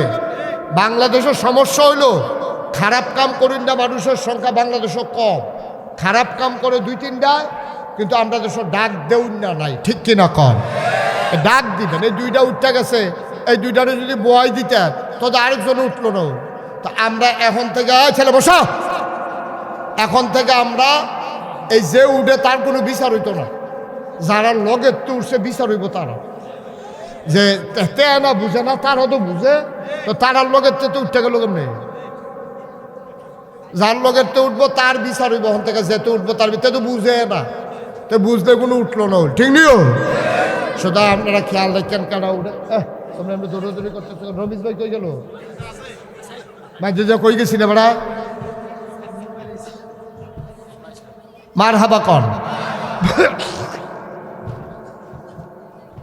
তো যেই কথাটা কইছিলাম, আমি আইয়া শুনলাম যে আল্লাহর খাস মেহরবানি যে এই মসজিদে আমিও আইয়া দেখছিলাম এটা, ওই যে আগে আসতাম। আর আমরা হুবুর বাড়ি এই হোসেনপুর বইয়াবাড়ি, ওই যে চেয়ারম্যান সব ছিল যে আব্দুল সালাম চেয়ারম্যান, এই বেত আমরা হুফু বিয়া দিছি। আমার ফুফার নাম ছিল আব্দুল সাত্তার। অনেক আগে উনি এন্তাকাল করছে, সংগ্রামের আগে না পরে দিয়ে এইরকম জায়গা হ্যাবলা আমি হইছিও না। আচ্ছা হইছি হ্যাঁ। তো হ্যাঁ ঠিক আছে, আরে বস, মার হাবা কর। আমাদের এই যে মসজিদরা আমি আইয়া শুনলাম, আমার খুব খুশি লাগছে, ভাল লাগছে যে দেখেন মসজিদরা বাইরটা হইতে বুড়ায় লম্বা বেড়াইতে যেমন বয়স হয়ে গেলে বাইরটা হইয়া যায় গিয়া, আমরা এই মসজিদরাও দেখেন কই আসছি রোসাত, তখন বাইরটা হইতে কই আইয়া পড়ছে, বয়স হয়েছে যেটা মসজিদে দেখলে বোঝা যায়। কি ক এই মসজিদরা তারা কইছে নতুন করে ওসা কইরা সুন্দর করে ফাউন্ডেশন দিয়া তুলব। মসজিদরা করতে গিয়া আমার অত্যন্ত আনন্দিত, একটা আনন্দের খবর আছে।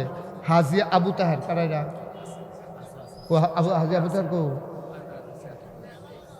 এই এবারায় হাজি আবু তাহের এই মসজিদ করতে গিয়ে যত রড লাগে, আমার রোডের মধ্যে বাস দেওয়া বইয়ে থাকে না, না আপনার দেশও দেয় তো। এই হাজি আবু তাহের যত রড লাগে মসজিদ করতে, এই জনাব আলহাজ আবু তাহের সাহেব সবগুলো রড উনি দিয়া দেবেন। সবাই বলেন মারহাবা। কবুল করো, মঞ্জুর করো, মনের আশা পূরণ করে দাও। হাজি সোবহান চৌধুরী কেনা এবার বড় ভাই ও এবার আসেনি, কই গেছে? হ্যাঁ আরে কথা বলতে পারেন না কি বিদেশ তাহে না কি রাহা গেছে না বাই টুইটটা রয়েছে করতে পারেন না স্বাস্থ্য খারাপ তো এটা তো একটা ভালো কথা তো যখন দোয়া করেন যে শরীর ভালো না বলে জুম করে আইব না কেমন জনাব আলহাজ সুবহান চৌধুরী সাহেব উনি দিয়া দেবেন 30,000 ইট বলো মারহাবা 30,000 ইট হইলে ইট কোনো আর লাগতো না আর এবারে 30,000 ইট দিতে পারবো আরো 5,000 ইট লাগলে এবারে দিতেও পারবো ঠিক নিও ব্রিক ফিল্ড তো সারছে কাম মসজিদে যদি ব্রিক ফিল্ডের লগে হইতো তো আরো ভালো আছি হ্যাঁ আচ্ছা মার্শাল্লাহ যত ইট লাগে এই সোমান চৌধুরী ইনশাল্লাহ দিয়া দিব হাজি রমিজউদ্দিন কারাইরা যে আমি যে রমিজ ভাই ডাকতেছি এবারা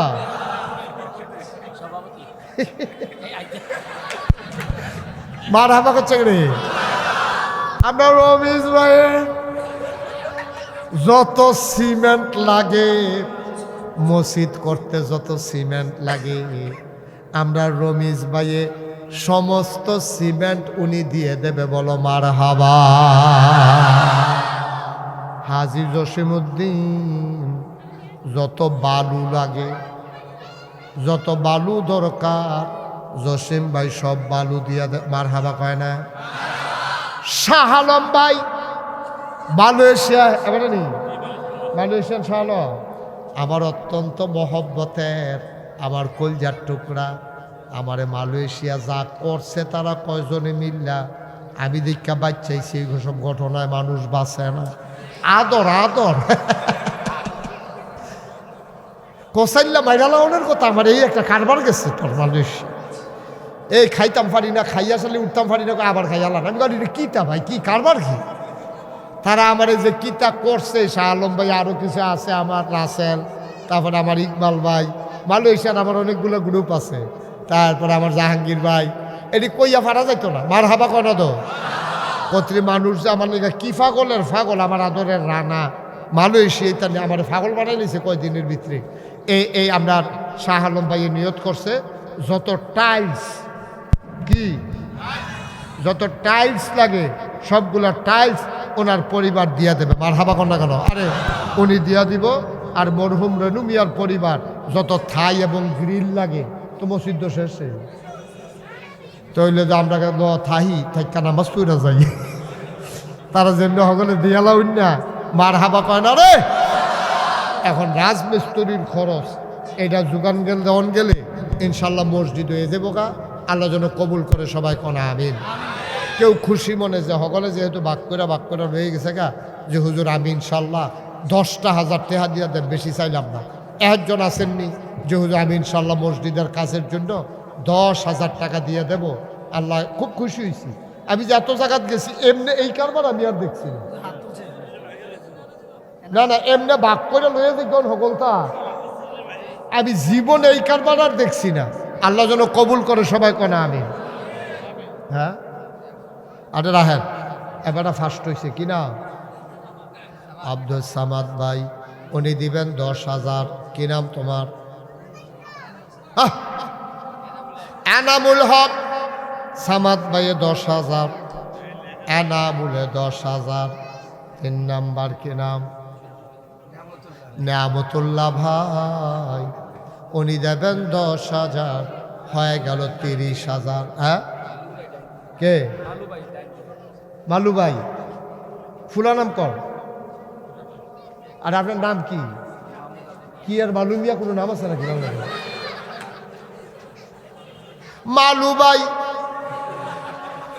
না এবার কফাল পালা এবার বালু দিছে না বালুয়ে তো একটা মিল্লা গেল কেন রে কি নাম এটা আপনি বদলাইতে পারছেন না নামটা বালু রাহেন আপনার জন সাহেব হয়েছে বালু আলু মালু যেটা রাহেন মালু ভাইয়ে দিয়া লাইব 10,000 হয়ে গেল মার হাবা কয় না রে হয়ে গেল 40,000 কি নাম তোমার নাম কি কাজী আমরান তারা বাবার নাম কাজী আজাদ এই কাজী আমরানে দিয়া লাইব 20,000 হয়ে গেল 60,000 মাশাআল্লাহ কি নাম হ্যাঁ জয়নাল আবেদিন নাম্বার উনি দেবেন 10,000। কত? 40। কিরে এবারে সেইটা ধর, দুজনে ধর এবারে সেইটা গেছে গা। আজ কি রড দাম ইয়ে রয়েছে না, টেহা লইতেছি। হ্যাঁ ইয়া কিনা জয়নাল আবদিন মেম্বার কত? আপনি এটা শিখছেন কখনো? ওইলে 50 দিবেন, না হইলে 1 লাখ দিবেন। এটা কই শিখছেন? এটা না বেশি ইয়া বাইরে গেছেন গা আপনি। আচ্ছা 50-50 বাড়াবাড়ি করিচ্ছে তোরা। 50 রাজি হয়ে গেছে গা। অনেকে আছে মাইরের নমুনা দেখলে তাড়াতাড়ি রাজি হয়ে যায় গা। এবারে দেখছে যে নমুনা খারাপ, কলার বেড দিয়া লাগবে, এবারে দিয়া রাজি হয়ে গেছে গা কোনো মতে 50,000। জনাব কি নাম না, জয়নাল আবদিন মেম্বার দিয়া লাইছে 50,000। এখন বলো মারহাবা। আমরা অলিউল্লাহ ভাই তো কিছু দিছেন না, অলিউল্লাহ ভাই আগে কিছু দিছে না রে। এখন অলিউল্লাহ ভাইয়ে কয় দিয়া লাইব 1 লক্ষ টাকা। কবুল করে, মঞ্জুর করো, মনের আশা পূরণ করে দাও। দানের হাদিয়া সোনার মদিনায় পৌঁছে দাও। কামাই রোজগারের রহমত ওর বরকত বাড়াইয়া দাও কনামি। আর কেউ আছে? 10,000। কি নাম? জামাল হোসেন। উনি দিয়া লাইব 50,000। কবুল করো, মঞ্জুর করো, মনের আশা পূরণ করে দাও। আর কে আছেন? 10,000। 10,000 কেউ আছে? প্রবাসী সুমন বাইরে থাকে, বাইরে বড় নাকি? ও বিদেশ। আমি তো কই কি তারে কুয়াশার ভিতরে বাইরে ঘুরে গেলে বিদেশ বলে বুঝছেনি খাবারটা বিদেশ থাকে। ইটালি দিয়া লাইব 10,000। মারহাবা কয় না রে, সবাই কনা আমি। আর কেউ আছে? 10,000। মোহাম্মদ জুয়েল, উনি দেবেন 10,000। কবুল করো, মঞ্জুর করো, সবাই কনা আমি। হ্যাঁ জুয়েল, আপনার নাম কিটা? এই লোকটা ছেলেটা ইয়া লেজার টিপে দেখেন না কেউ?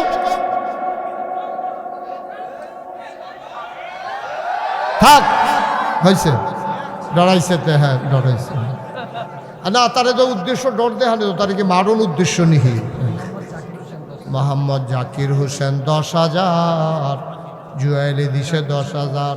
জাকির হোসেন 10,000 বলছি। কবুল করো, মঞ্জুর করো। আয় ছেলে, এই লোকটা এরকম করতেছে কে রে? কিতা তুমি কিতা করো? এটা লড়াচড়া করো না, আমিন কর। মাশাআল্লাহ। এরপরে কাজ শোনার কাজ শুরু হইলে আমার যদ্দূর ধারণা হয়েছে এখানে অনেক লোক আছে, আন্তরিকতা আছে, ইনশাল্লাহ হয়ে যাবে, কাজ আটকাবে না। আমি আবার আসব, তখন আসব মসজিদ উদ্বোধন করার জন্য ইনশাআল্লাহ। কথা ঠিক আছে না? ইনশাআল্লাহ ব্যবস্থা হয়ে যাবে। হ্যাঁ ঠিক আছে, আবার আগে দিয়ে আইতে হইব। হ্যাঁ এবার আর ইয়া বেশি। হ্যাঁ আবেগ টান। হ্যাঁ ঠিক আছে ভাইয়া, হ্যাঁ অসুবিধা নেই। ওলি 1 টন রড দেবে আর 1 লক্ষ টাকা দেবে বলছে। এটা শুনেন নাই আপনি, এই জন্য সমস্যা। কে রে অলি ভাই? এত টান দিতে দেবে? অলিয়ে কইছে। আচ্ছা শুনেন, অলি আরও কইছে যে যদি আর পরে শর্ট পরে অলি আছে, অলি আমার আদর, আমি ওর সম্পর্কে জানি, মন সম্পর্কে জানি। যদি এমনি না দেয় আমারে জানাইবেন, আমি আবার আমন লাগবো আর কি দূরে দিত না, দিয়ে ওরে দিতেন না, দিয়েও তো ভালো। মারহাবা বলো। আল্লাহ যেন কবুল করে, সবাই করা হবে। মসজিদ আর আটকাবেন, আপনারা টেনশন করেন না। বাংলাদেশে যে আয়োজন লইয়া আপনারা নামতে আছেন, এত আয়োজন লইয়া কোনো মসজিদ আমার জীবন আমি দেখি নাই এইভাবে নামতে আছে। এরকম একটা মসজিদ আমি দেখি নাই যে এইভাবে রড, সিমেন্ট, ইট, বালু, থাই, গিরিল এমনি সব টান লইয়া টাইস এবারে টেহা লইয়া সবাই নামছে, বাংলাদেশে একটা মসজিদও নাই। এরপরে টেনশন করেন গিতে, আপনি শীতের ভিতরে গামতাছেন গিতে না হলে বইয়ে বইয়া মেম্বর দায়িত্বে আছে সবাই কোন মার হাবা। আরে দুই কারণে গামে, এবারে গামতে আছে, এত টেহাজে উঠতে আছে কি তারি কাল লাইগা গামতে আছে এবারে। হ্যাঁ মার হাবা বলো, ইনশাল্লাহ হয়ে যাবে। আমার ওভার কনফিডেন্স আছে, এই জায়গার সম্পর্কে আমার ধারণা আছে, হয়ে যাবে। এটা নিয়ে আপনাদের টেনশনের দরকার নেই। সবাই কোনা আমিন, জোরে কোনা আমিন। আল্লাহ যেন কবুল করে, সবাই পড়ে না আমিন। বন্ধুগণ, তা মসজিদ নিয়ে আমাদের চিন্তা, নো টেনশন। আল্লাহর ঘর আল্লাহ করে দেবে ইনশাআল্লাহ। এই ব্যাপারে কোনো চিন্তা আছে ইনশাআল্লাহ আমাদের? আল্লাহ যেন হেফাজত করে, সবাই কোনা আমিন। আল্লাহর খাস মেহরবানি, আপনারা জানেন যে নাগাইশ দরবার শরীফে এই যারা আমেরিকার কাটা গেছেন দাওয়াত দিত, ওই কী নাম না, আব্দুল মান্নান, আরও যারা আমার দাওয়াত দিতে গেছে তারা কয়েকবার 2-3বার গেছে। এটা কারণও আছে, তারা চাইছিল ওই মূল টাইমে আমি আওয়ানের লেগিয়া। আমি বারবার কইছি আমি দিনে গেলেও আপনার আর যেই জায়গা, আপনার কোনো লোক জায়গা দিতে, বসো তুমি বসো, আপনার কোনো লোক জায়গা দিতেন পারতেন না। আমি মাগরিবের পরে গেল, আপনারা মাগরিবের পরে গেলেও আপনারা সারব। তারা চাইছিল না এসার পরে আমি আইতাম, আমার আরেকখানা মাহফিল আছে, কিন্তু তারা তো বুঝে না, আমি তো বুঝি, আমার ধারণা আছে তো। মাশাল্লাহ যথেষ্ট। আর মানুষ হইলে কিতা করলেন, কিতা করলেন, কিতা এটা ফিটাফিটির লাইন লইল হ মার হাবা কর। আল্লাহ যেন কবুল করে, সবাই কোনা আমিন। ইনশাল্লাহ হয়ে যাবে। আপনারা শুনে খুশি হবেন যে আমি, আপনারা তো শুধু মসজিদের কাজ ধরছেন, সাথে হেফসখানা আছে। আমার এখানে ওই কি নাম না, আব্দুল মান্নান, তারা যে গেছে দেখতে আইছে। আমি চিন্তা করছি মুস্তাক ফয়েজিদ আবার আইতাম না দুনিয়ায়, একদিন পট করে যাই গা, আর আওয়ানের আর সম্ভাবনা কি মুডেও নাই। আবার কেয়ামতের ময়দানও যদি আল্লাহ ভালা হিসাবে তুলে তৈলে হয়তো দেখা হইব আর কি। তো চিন্তা করলাম যেহেতু মুস্তাক ফয়েজির কিছু মানুষে চিনে, যেহেতু বাংলাদেশের বাইরে বাংলায় যারা কথা কয় মোটামুটি মুস্তাক ফয়েজির নামটা শুনছে, চিন্তা করে দেখলাম কিছু একটা করণ দরকার। আল্লাহর খাস মেহরবানি, আপনাদের দোয়ায় আমি দাদায়, আমার যে দাদা, আপনারা তো সবাই জানেন যেহেতু আমি আপনাদেরই মানুষ, আমার আব্বা মারা গেছে দাদার আগে মারা গেছে আব্বা। এই জন্য দাদা থেকে সরাসরি আমি দরবারের দায়িত্ব পাইছি। আমার দাদা মাত্র 9 শতক জায়গা আমার দরবারও দিছে, মাত্র 9 শতক। এরপর আমি জমিন কিনা শুরু করলাম। আপনারা এই জামাই কনু কাকু, আমার মসজিদের লগে, আমার মাদ্রাসার লগে বাড়ি, আপনারা এই জামাই, এই যে ওইখানে আমি যখন ওই আপনাদের ইয়াও গেছে, অলিউল্লাহও গেছে, আমরা একসাথে 4টা ডাইল ভাতও খাইছিলাম একদিন, অলিউল্লাহ সহ গেছিল। আমরা তখন জমিন কিনা আমি শুরু করলাম দাদার এন্তেকালের পরে। আল্লাহর খাস মেহরবানি, এখন নাগাইশ দরবার শরীফ 18 একর জায়গা, 1800 শতক জায়গার উপরে আমার কমপ্লেক্স। মার হাবা বলবেন না? দাদাই দিছিল কয় শতক, আর এটা এখন হইছে কত শতক? 1800 শতক। 1800 শতক। আমার এখানে 10টা প্রতিষ্ঠান, একটা খানকা, একটা দাখিল মাদ্রাসা, একটা নুরানি মাদ্রাসা, একটা হাফিজিয়া মাদ্রাসা, একটা ধাতব্য চিকিৎসালয়, একটা গণপাঠাগার, একটা গবেষণাগার, একটা ছাত্রাবাস, একটা ইয়াতিমখানা, একটা মসজিদ। আমার মসজিদরা, আপনার তো জায়গা কম, আপনারা তারপর আমার সাথে পরামর্শ করবেন। মসজিদের ব্যাপারে আমার অভিজ্ঞতা আছে, আপনারা কিন্তু হুট করে কাজ ধরেন না। মসজিদে কেমনে ফাউন্ডেশন দিতে হবে, ইঞ্জিনিয়ারদের কেমনে ড্রয়িং করাইতে হবে, এই ব্যাপারে আমার অভিজ্ঞতা আছে। ড্রয়িং শেষ হলে আমাকে দেখাবেন, না দেখাইয়া কাজে হাত দিবেন না, অনেক ফাঁক ফুকর আছে এখন। আমি তখন আমার চিন্তা করলাম যে বড় কইরা ইনশাল্লাহ দরবারে একটা মসজিদ করা। আমার ইঞ্জিনিয়াররা মিল্লা যে ড্রয়িং করে আনছে আমারে দেখাইছে, পর আমি ডরাইছি। আমি বলে কী তারে? ও হুজুর মসজিদ। আমি বলি একটু বড় দেখা যায়নি। ও হুজুর একটু বড় হয়ে, আমি কীরকম বড়? একসাথে নামাজ পড়তে পারবে 6000 লোক। কয় হাজার? নিচতলায় হাসপাতাল, সবটা মিলে 20,000 স্কোয়ার ফুট জায়গার উপরে আমার নিচতলায় হাসপাতাল, দোতলায় 3তলায় মসজিদ। মসজিদ মাদ্রাসা কতই আছে, কিন্তু সারাটা বাংলাদেশের গ্রাম পর্যায়ে কয়টা হাসপাতাল আছে? আমি চিন্তা করলাম গরিব দুঃখী মানুষগুলা একটু চিকিৎসা পাওয়া দরকার আছে, তাদের অধিকার।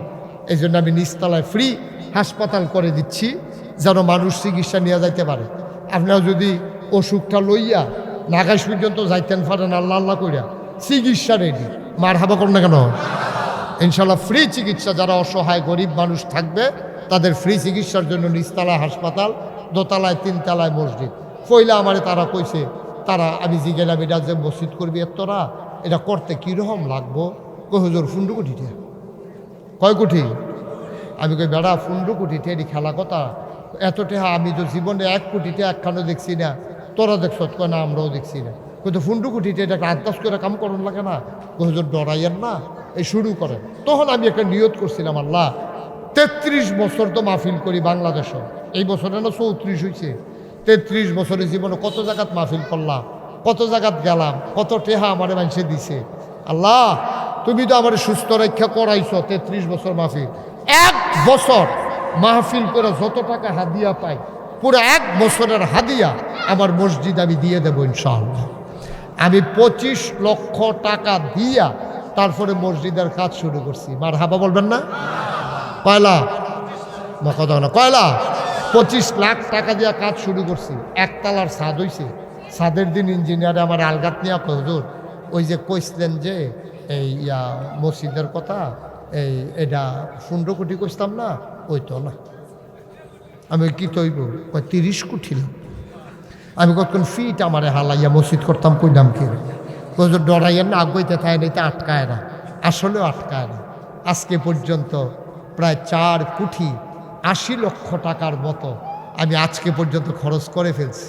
আমি দিছি মাত্র 25 লাখ, আরও 4 কোটি 50 লাখ করতে আইছে। এইটি হয় এই যে মালয়েশিয়া গেছি, ওই যে কইলাম না শাহ আলম ভাই আমারে ঘুরাইয়া ঘুরাইয়া বিভিন্ন জায়গায় নিছে, কত মানুষ যে কত টাকা দিছে। তারপরে ওমানে গেলাম, সৌদি আরবে গেলাম, বিদেশের এমন কোনো দেশ নাই যেই দেশের তা আমার মসজিদও টাকা আইছে না। মার হাবা কইতেন না?